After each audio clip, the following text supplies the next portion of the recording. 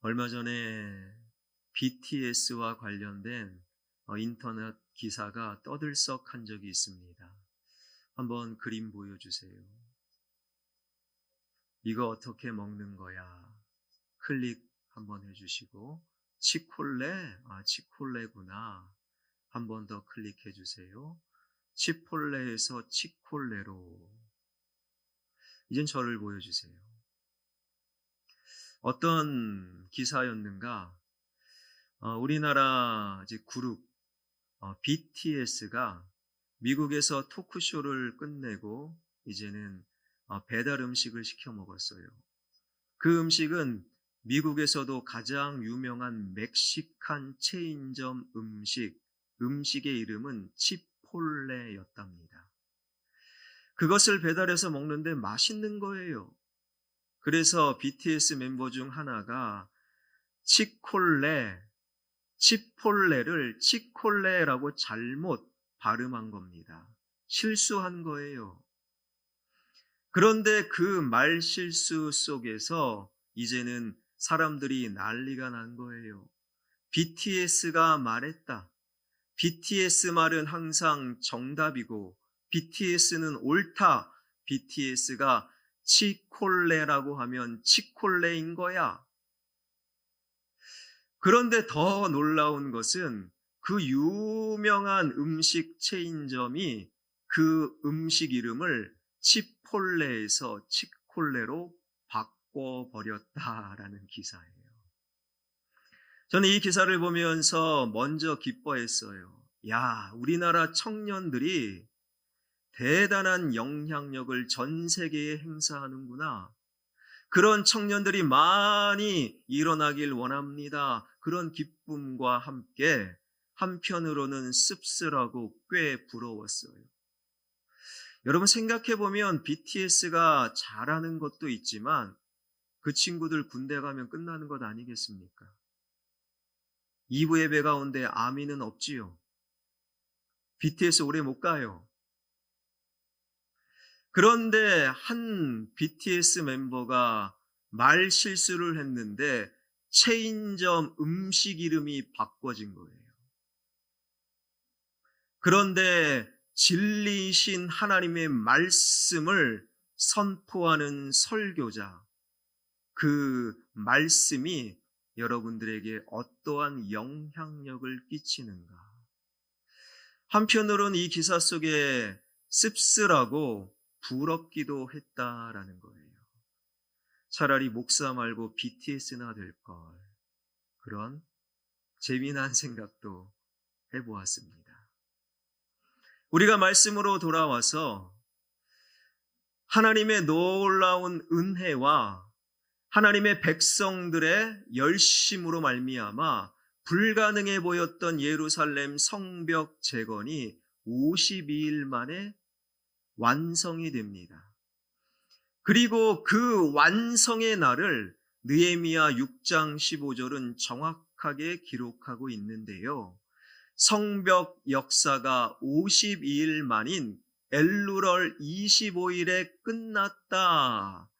여기서 엘루럴, 성경에서 말하는 유대 종교력으로 엘루럴이라는 것은요, 바로 6번째 달 6월 25일에 성벽 재건은 끝나 성벽 재건에 함께했던 하나님의 백성들은 각기 자기 성읍, 자기 고향으로 돌아가게 되었다라는 거예요. 그리고 느헤미야 7장으로 넘어오게 되면 성벽이 재건되어 명실상부 제대로 된 도시, 수도 역할을 하게 된 예루살렘을 위해 새로운 지도자를 세웁니다. 인구조사를 합니다. 그리고 필요한 사람들을 그 예루살렘으로 이주하는 정책을 느헤미야가 펼치게 됩니다. 그리고 오늘 본문 8장으로 넘어오게 되면 그 이후 8장은 이렇게 시작이 되는데 느헤미야 8장 1절입니다. 이스라엘 자손이 자기들의 성읍에 거주하였더니 7째 달에 이르러 모든 백성이 일제히 수문 앞 광장에 모여 학사 에스라에게 여호와께서 이스라엘에게 명령하신 모세의 율법책을 가져오기를 청하매, 여기서 일곱째 달이라고 표현되어 있는 유대 종교력 그 달력은 다스리월, 이 다스리월 유대 종교력 일곱째 달에는요, 굉장히 중요한 절기, 명절이 속해 있어요. 일곱째 달, 즉 7월 1일에 나팔절, 7월 10일에 대속죄일, 7월 15일부터 22일까지 바로 그 유명한 초막절, 그 명절들이, 그 절기가 다스리월 일곱째 달에 즐비하게 있는 거예요. 그래서 그 명절을 지키기 위해 예루살렘 성벽 재건 이후에 흩어져 있었던 하나님의 백성들이 다시금 예루살렘 그 수문 앞 광장에 모여들었다라는 거예요. 그리고 그 명절을 모인 사람들이 지키는데 어떻게 지켰느냐? 바로 에스라, 학사 겸 제사장인 에스라를 초청하여 하나님의 율법책, 하나님 말씀 읽어주세요, 말씀의 자리를 만들었다. 이것이 오늘 본문 8장의 출발점이라는 거예요. 여기서 우리가 말씀을 좀 더 살피면요, 유대 종교력 일곱째 달 다스리월은요, 오늘날로 따지면 정월입니다. 오늘날로 따지면 유대 달력으로 1월 달을 말하는 거예요. 그리고 말씀을 더 살펴보면 에스라가 초청을 받고 율법책 하나님 말씀을 들고 그 모여있는 백성들 앞에 말씀을 낭독하기 시작하는데, 오늘 본문에 보게 되면 그날이 일곱째 달 초하루였다. 그러니 일곱째 달 초하루는 유대교 오늘날 달력으로 정월 초하루, 그러니까 우리로 따지면 구정 당일이다. 구정 당일에 수문 앞 광장에 다시 모여 하나님의 말씀을 들었다라는 거예요. 하나님의 말씀을 듣는데 누가 모였는가? 성경에 보니 말귀를 알아듣는 모든 사람이 모였다라는 거예요. 그러니까 유아부 아이들, 그리고 아동부, 청소년부, 청년부, 장년, 모든 노년의 말귀를 알아듣는 모든 사람들이 구정 당일 모여 하나님의 말씀을 들었는데, 또 성경에 보니 몇 시간을 들었는가 알 수 있는 표현이 나와 있어요. 새벽부터 정오까지 들었다라는 거예요. 여기서 새벽이라는 것은 해가 뜨는, 오늘날로 치면 오전 5시 내지는 6시를 가리킵니다. 정오는 해가 중천에 뜨는 낮 12시, 최소한 6시간을 구정 당일 유압으로부터 노년에 이르기까지 모든 하나님의 백성들이 모여 하나님의 말씀을 들은 거예요. 이것이 바로 오늘 본문 1절부터 3절의 말씀입니다. 확인합니다.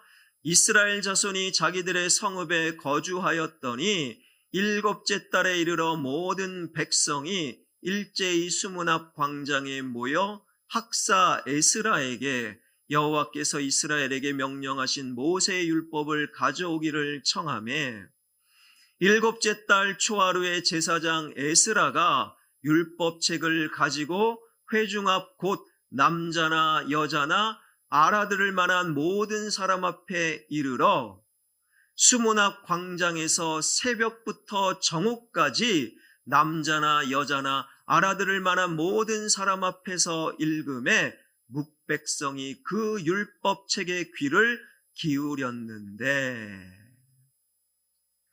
그러니까 정리하면 이거가 됩니다. 예루살렘 성벽 재건을 완공하고 흩어졌습니다.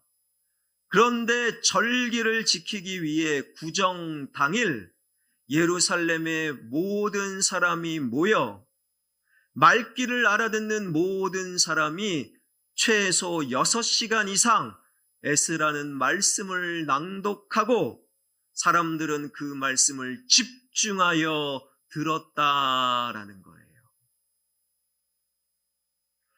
여기서 우리가 주목하는 것은요, 바로 예루살렘 성벽 재건이 완성된 이후, 그것은 느헤미야 6장 15절에 의하면 엘루럴, 즉 여섯째 달 25일 6월 25일이었다라는 거예요. 그리고 온 성도들이 다시금 예루살렘에 모인 날은 7째 달 초하루, 그러니까 5일이 지난 후 다시 모인 거예요. 예루살렘 성벽 재건은요, 정말로 필요했지요. 그런데 그 필요한 것만큼 하나님의 선한 일을 방해하는 방해자들은 엄청난 방해를 했어요. 그 방해를 뚫고 반드시 필요한 하나님의 선한 일, 예루살렘 성벽을 재건하기 위해 쉬지 않고 일을 하다 보니 52일 만에 마쳤습니다. 그런데 성경에 보니 그 방해, 특별히 군사적 도발을 예비하기 위하여 그 공사를 하면서 한 손에는 무기를 들고 허리춤에는 칼을 차고 공사를 했다라는 거예요. 공사에 집중하기도 힘든데 무기를 들고 칼을 차고 공사해 보세요. 얼마나 힘들었겠습니까? 얼마나 피곤했겠습니까? 그리고 52일 만에 예루살렘 성벽이 재건되었어요. 그리고 피곤한 몸을 이끌고 각기 성읍으로 각기 고향으로 흩어졌던 하나님의 백성들이 그 피곤함이 여전히 남겨있는 5일이 지난 후 나팔절 정월 초하루 구정 당일에 모여 6시간 이상 말씀을 들은 거예요. 그런데 말씀을 어떻게 들었느냐? 가끔씩 부흥 강사들이 그런 말 합니다. 교회에 와서 졸더라도 교회에 와서 조십시오. 그게 과연 이 시대에 맞는 말인가? 사실 우리는 고민해 봐야 돼요. 교회에 왔으면 집중하여 예배드려야지요.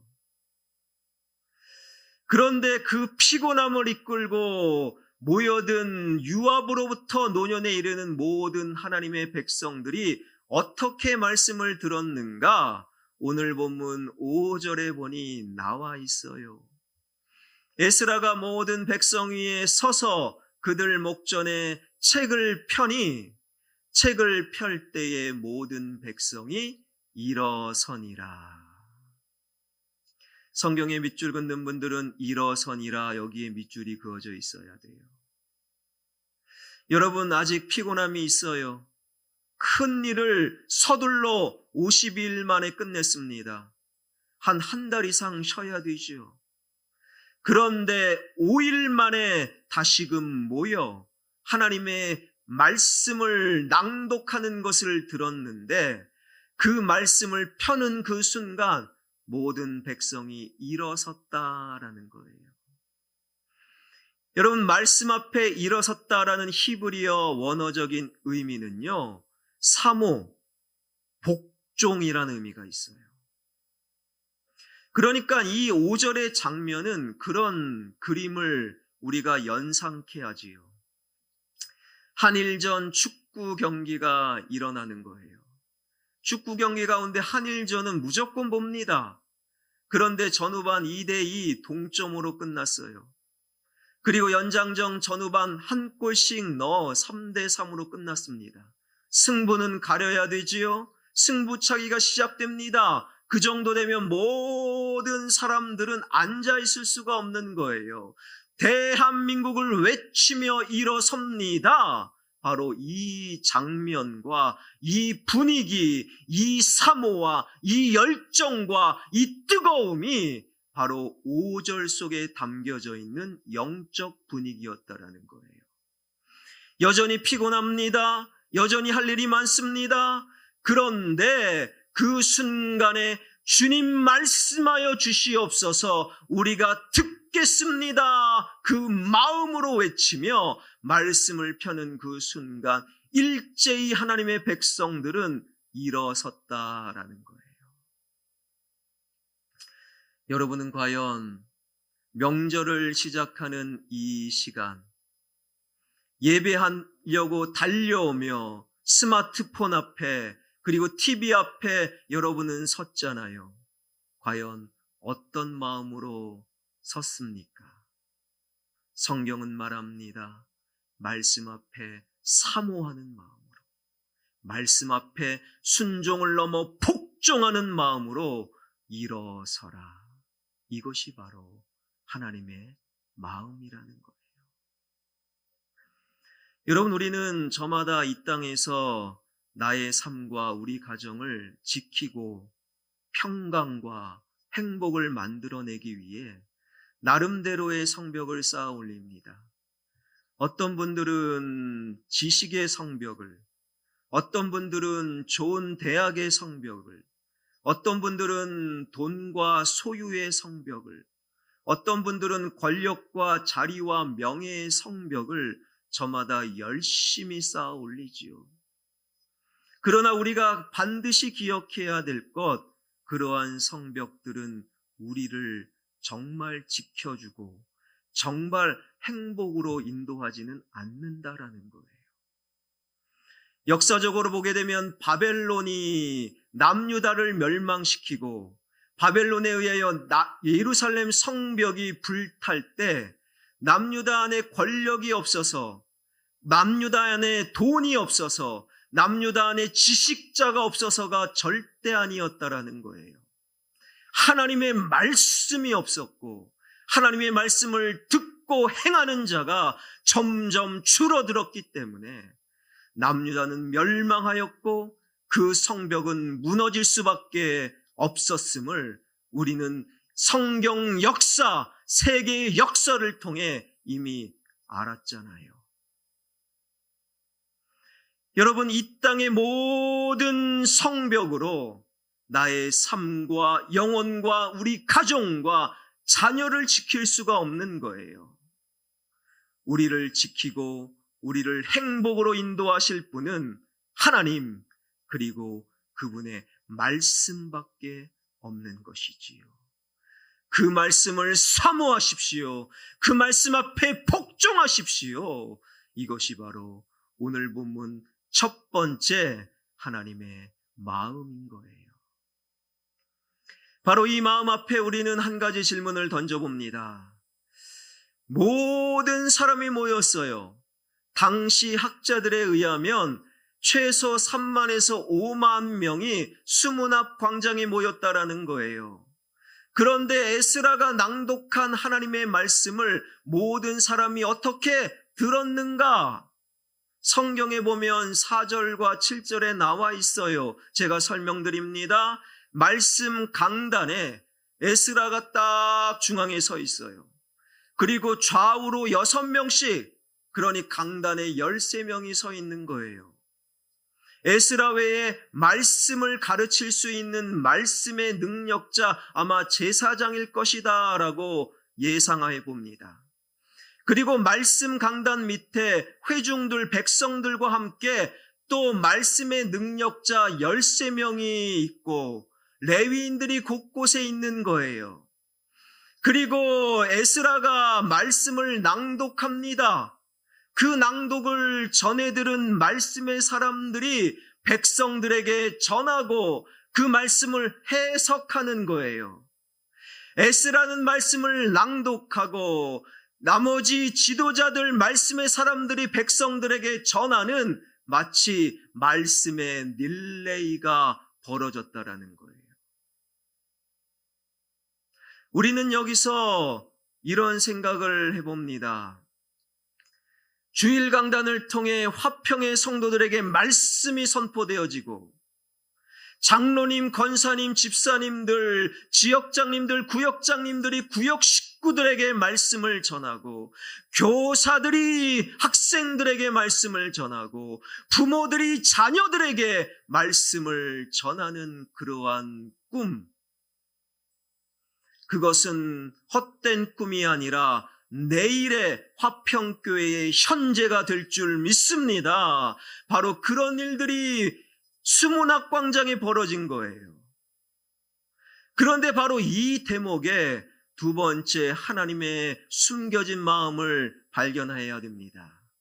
그것은 말씀을 전하는 자가 중요한 것이 아니라 말씀 자체가 중요한 거예요. 여러분, 회중들은, 모인 사람들은 하나님의 말씀을 못 들었어요. 들리지도 않았습니다.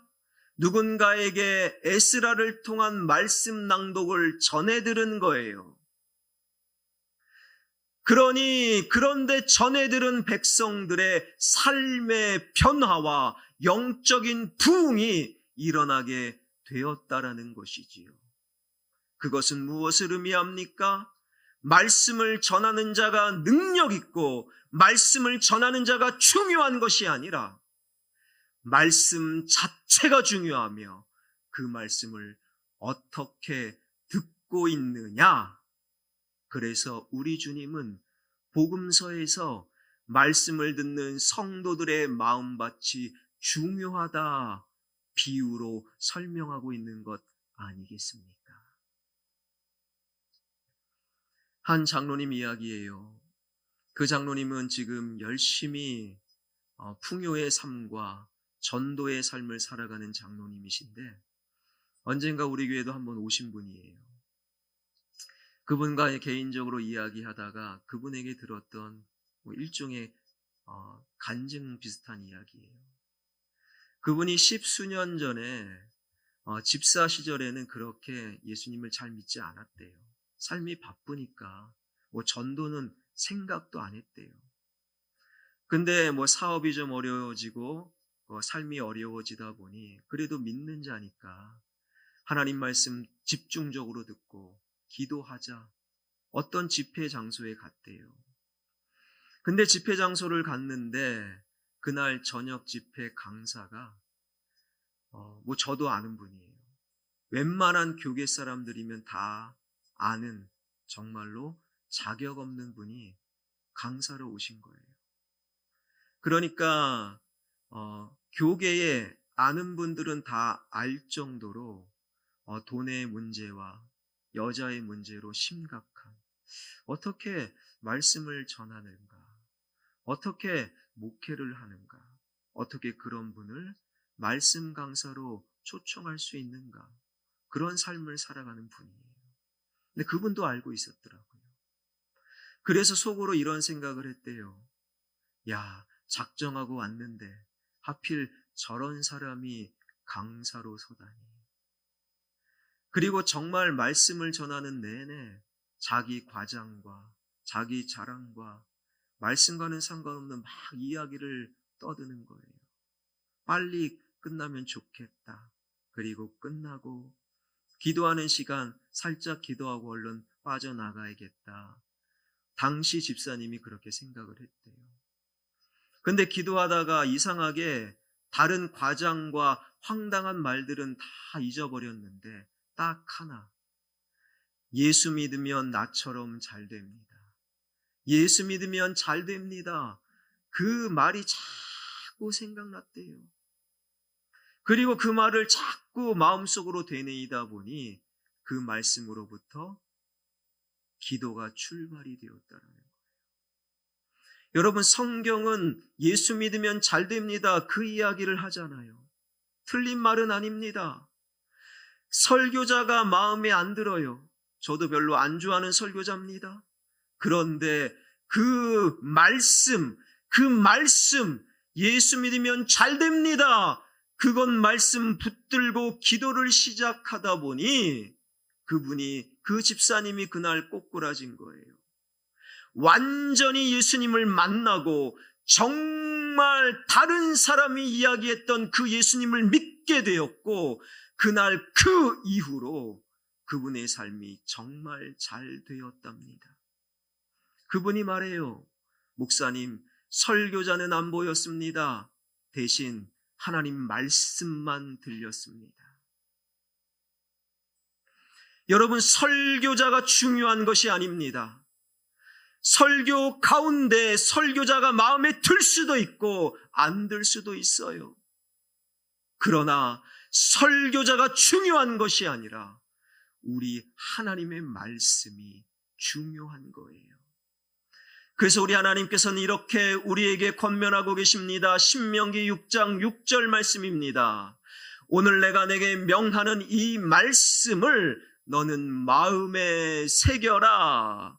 설교자의 말이 아니라, 설교자의 태도가 아니라 그 설교자를 통한 하나님의 말씀을 우리 마음에 새겨야 한다라는 거예요.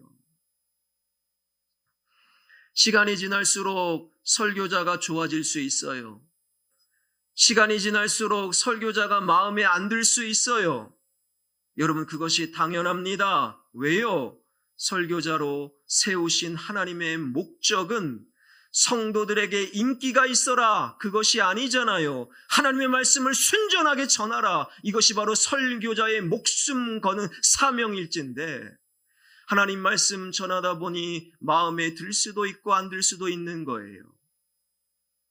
그러나 여러분에게 반드시 부탁드리고 싶은 것은 하나님의 말씀을 마음에 꼭 새기시길 바랍니다. 하나님의 말씀을 마음에 꼭 새겨야 이 시대를 바르게 살 수 있는 거예요. 하나님 말씀 앞에 일어섭니다. 말씀을 사모하며 말씀 앞에 복종을 다짐합니다. 하나님의 말씀을 마음에 새깁니다. 그런 우리가 구절을 경험하게 되는 거예요. 9절입니다. 백성이 율법의 말씀을 듣고 다 우는지라. 총독 느헤미야와 제사장 겸 학사 에스라와 백성을 가르치는 레위 사람들이 모든 백성에게 이르기를, 오늘은 너희 하나님 여호와의 성일이니 슬퍼하지 말고 울지 말라. 그 이후의 말씀은 기쁨을 계속 이야기합니다. 여기에 밑줄 긋는 분들은 말씀을 듣고 다 우는지라. 여러분, 이것은 감정적인 울음이 아니에요. 슬퍼서 우는 울음이 아닙니다. 슬픔은 끝나고 기쁨을 예상하는 울음, 말씀 앞에 울었다라는 히브리어 원어적 의미는 삶의 방향을 바꾸었다, 내 삶이 변화되었다, 이런 의미가 있어요. 여러분, 하나님의 말씀을 받고 삶의 방향을 바꾼다, 반드시 하늘의 기쁨과 하늘의 풍요가 그분들에게 임한다라는 거예요. 기독교 역사 가운데 가장 위대한 신학자, 가장 도전적인 삶의 간증을 갖고 있는 분 하게 되면 성 어거스틴이 떠오릅니다. 원래 그분은요, 처음부터 예수님을 잘 믿었던 분이 아니에요. 오히려 젊은 시절에 굉장한 타락과 방탕의 삶을 살아갔던 분입니다. 17살 나이에, 오늘날로 치면 고1이나 2 정도의 한 여자와 동거를 합니다. 그러니까 타락한 거죠. 게다가 종교적으로 어머니 모니카의 기도 속에서도 어머니를 떠나 하나님을 떠나 마니교 이단에 자그마치 10년 이상에 푹 빠져 시간을 낭비했던 인물이에요. 아니, 어떻게 그런 자가 위대한 성 어거스틴이 될 수 있었는가? 그분이 쓴 참회록에 보게 되면 하나님의 말씀을 들었다라고 요약이 되는 거예요. 어느 날 그분이 정원을 거닐다가 아이들의 노래소리가 들려오는데 그 노랫말 가사가 하나님의 말씀을 펴서 읽어라, 하나님의 말씀을 펴서 읽어라, 그 소리에 하나님의 말씀을 폈습니다. 그런데 그 핀 말씀이 로마서 13장 13절 14절이었어요. 이런 말씀입니다. 낮에와 같이 단정히 행하고 방탕하거나 술 취하지 말며 음란하거나 호색하지 말며 다투거나 시기하지 말고 오직 주 예수 그리스도로 옷 입고 정욕을 위하여 육신의 일을 도모하지 말라. 그날 정원을 거닐다가 이 말씀을 들었어요. 이 말씀을 마음에 새깁니다. 그리고 그날 이전과 이후의 삶이 달라졌어요. 세상을 향한 타락과 방황의 삶, 그것을 예수 그리스도로 돌이키니 예수 그리스도를 통하여 그분의 삶은 변화되었고 한 인물 어거스틴의 삶의 변화를 통해 기독교 역사의 가장 아름다운 책과 가장 능력의 간증과 도전적인 삶을 우리에게 안겨다 준 성 어거스틴이 되었다라는 거예요. 사랑하는 성도 여러분, 특별히 설 명절 이 기간 동안에 또한 우리 삶을 내다보며 우리는 많은 생각과 고민을 하게 될 것입니다. 어려운 시절 어떻게 살아갈까? 나의 가정을 어떻게 이끌어갈까?